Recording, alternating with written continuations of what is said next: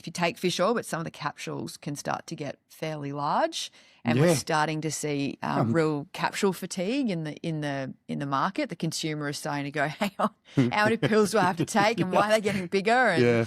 And so this is where some of the concentrates have become so popular, because you can get more into one capsule, or you don't have to take as many of them a day. On the people getting capsule fatigue, that people highlighting business opportunities. Look at IM8. They're saying that, well, you know what, you don't need to take 8 things, just take this powder. Brilliant move from them. Clever, clever. And then so I've picked up my Orthoplex Omega-3 and I spin it around on the back and I see these letters DHA and EPA, and then I even see ALA on some of them. Can you speak to those 3 different types of Omega-3? Yeah, so the ones you're looking for, if we boil it down to what's going to give you the biggest bang for buck, in terms of, and I view things predominantly through a performance lens, and performance in the sense that, you want to perform, elite athlete wants to perform, you want to be sort of at your best. So EPA, if we think about, the analogy I use is a construction site. So you've got a construction site and, there's lots of building going on. You've got builders and you've got project managers. And the project managers are the EPA, and the work being done is inflammation. So EPA comes in and organises, project manages the inflammation in your body. So what it does is it resolves inflammation quicker than when your EPA levels are lower, or you don't have as much circulating EPA. Now, DHA is different in the sense that it's structural. So it's like the DHA would be the builder coming in and making sure that all the building in the build site is structurally sound and as robust as possible. So DHA is in the cell membranes of all of our cells. It's in, I think it's about 30 or 40% of the fatty acids in our brain are DHA, and even higher in our eyes. So incredibly important for our cognition and our neural sort of function. Now, they're 2 sort of very distinct roles. The products on the market have been driven and developed based on population health, and a lot of that population health is driven by cardiovascular health. So the products that are available are higher in EPA, and that's where that's to try and combat the inflammation associated with a lot of the lifestyle disease that we're seeing across the world, particularly in Western countries, often associated with our diets. What I recommend people look for, particularly if they're performance orientated, and if we look at the mechanisms of EPA versus DHA, is actually a DHA forward product, so a product that has higher DHA in it than EPA, and particularly if you're in a collision sport, based on the research that's coming out, and it's only in its infancy, but we're seeing some promising research around DHA and not preventing concussion. I definitely don't want to make that claim, but certainly there is early signal that potentially we could reduce the impact of repetitive subconcussive events. So, the tackles in a game, or, the bigger hits that you don't necessarily get concussed. We call it a subconcussive event. They're looking at this in the military with, gunfire and other loud bangs, and the impact that those subconcussive events have on the brain. And they're finding that if you have a high dose of DHA for the duration of the time that you're exposed to that stimulus, that you have lower levels of this biomarker for brain trauma called NFL, or neurofilament light.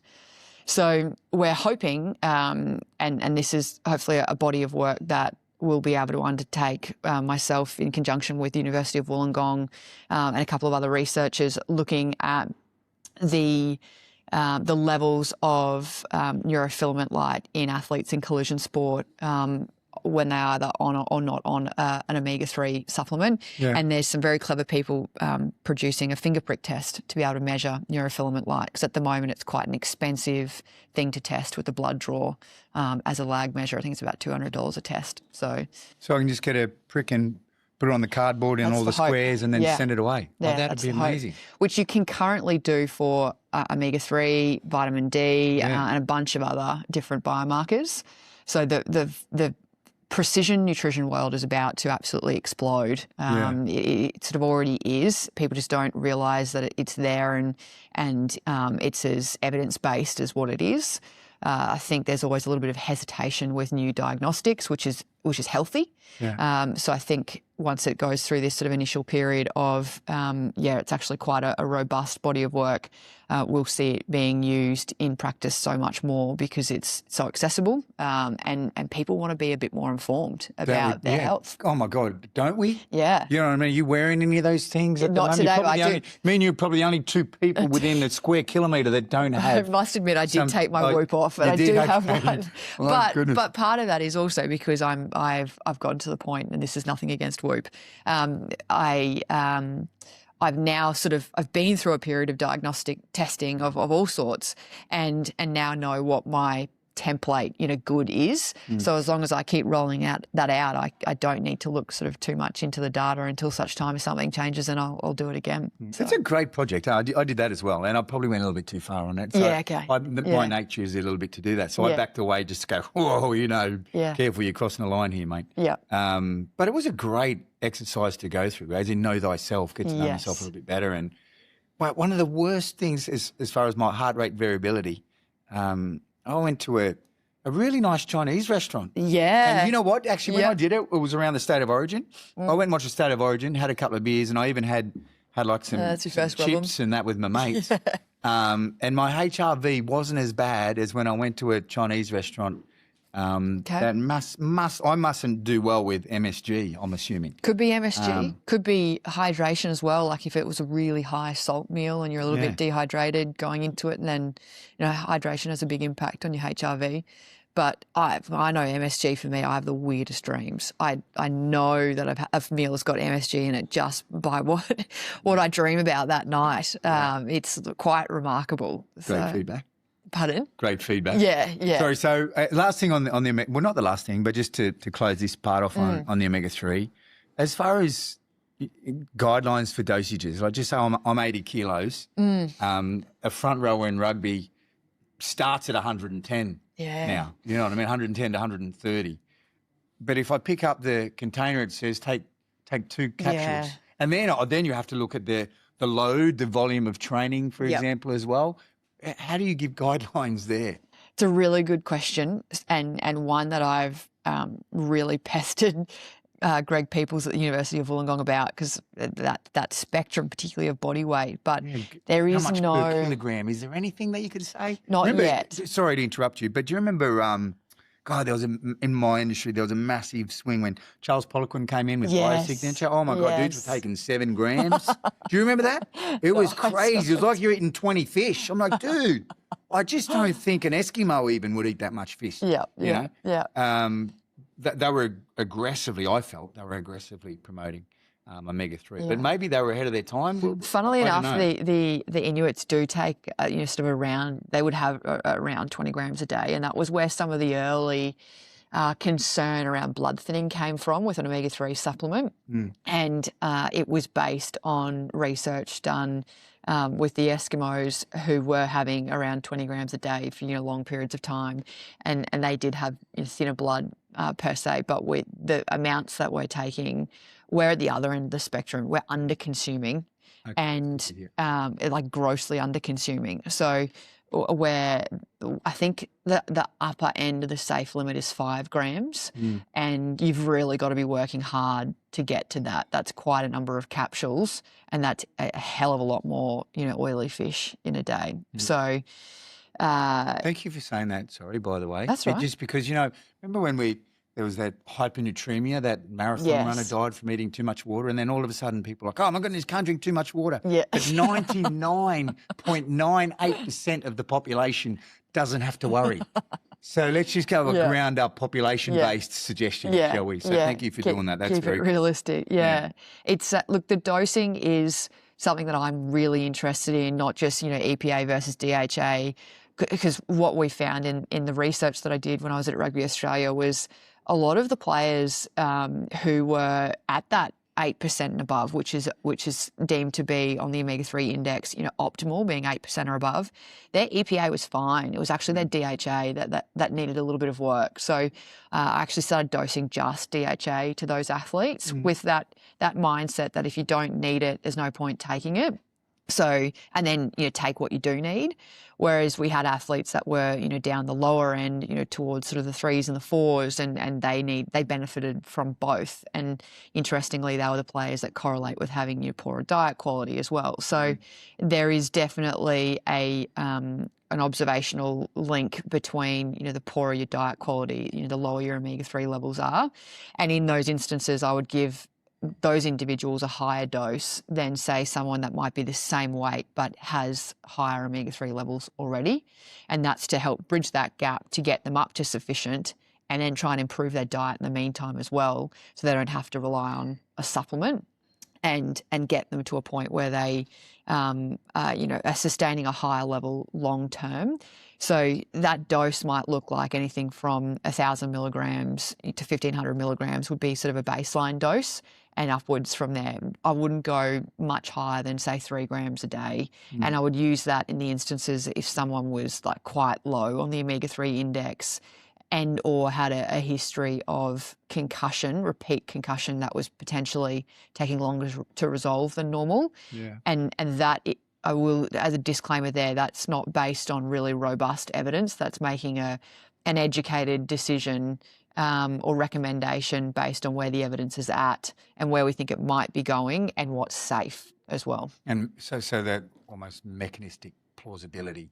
If you look at the theory, then you go, well, it's big chances it's going to work. We don't have the empirical proof just yet, guys, but you've been smashed in the head a few times. Let's just take a leap of faith. And there is a doctor up in America, and I feel very bad that I can't remember his name. He was in the American Army for some time, and he has become completely obsessed with omega-3 over his career and has a protocol that he uses, and he uses 9 grams a day. Wow. So is this for treatment of CTE? It's that far? Like, is there anyone playing in that? He's playing in that realm, really pushing the envelope. But his protocols are around 9 grams a day, and that's in concussion. Yeah. So active concussion. And this is not general population, ladies and gentlemen. This is very specific. Yeah. Wow. So it's coming, I think. It's just as you can imagine, a difficult area to study for 2 reasons. One, a lot of people are already on an omega-3 supplement, so ethically, how do you ask them to come off it to be able to do a study to test them? Sure. And then also, it's about capturing the population that you're trying to test, which is concussed. So you're not going to go out and ask people to get concussed for you. So, just run at this wall. You whack your head for me. Yeah, probably not a good idea. No. So we're looking at novel ways about how we might be able to explore that further. But it's exciting. It's an area of research that I'm incredibly passionate about, and I think a really important part of looking after athletes in contact sport now, but also post career as well. Yeah, that's a big deal. Now, not so many podcasts ago, I interviewed this guy. He was Team USA bobsled. His name was Will Person, and he's going through CTE. And one of the things that he was super passionate about, there was a famous American footballer named Joe Namath, and he was as devastated that I'd never heard of this guy. Anyway, but this guy Joe Namath, a lot of subconcussive knocks that led to CTE, and also concussive knocks, like we're talking everything. And he found that when he jumped in the hyperbaric oxygen therapy, when he got in the chamber, hyperbaric chamber, he got a great response. So anyway, this guy, Will, the bobsled guy, that you think in a bobsled going super fast and boom, boom. He said even though you got a big helmet on, but they're just getting smacked, their heads running around a lot. So he was suffering from CTE. And one of the things that really helped him was getting in the hyperbaric chamber with the oxygen. Have you come across any of that in Australia or with elite sports? Definitely. Particularly in the union, non-union bony healing fractures. They will use it. I remember there's been a few athletes that the physios have recommended they jump in the HBOT, I think they call it. Yeah, HBOT. Yeah. I've used it myself, coming back from injury and just trying to expedite recovery and love it. Can't tell you unequivocally if it made a difference. I think, the idea is it's volume. You've got to do a lot of it and fairly frequently, which is quite a costly exercise. But it, the best way I can explain it is like I felt incredibly relaxed. Like when you get in there and they close it, and it sort of almost feels like, when you start to take off in a plane, that kind of, relaxed kind of, and very, I don't know how to explain it, but I would quite often go in and work from them and felt fantastic. But they are recommended through the medical staff for particular injuries, but the accessibility of them is a little bit difficult, and getting the dose required to have an effect is the hard part when you're on tour. Yeah. Anecdotally, I've had clients and friends do it, and immediately they say they slept better. That was one thing. I was like, well, that's must a win. Be great. If you're sleeping better, you're recovering better. Exactly. And doing all the other stuff. Yeah. Even if it's placebo, the power of placebo, it's a real drug. Yeah. So, do you know what? Placebo, though, if it's cheap, I'm okay. Yeah. If it's an expensive placebo, I start to look at it through a different lens. That's a good lens to have, I think.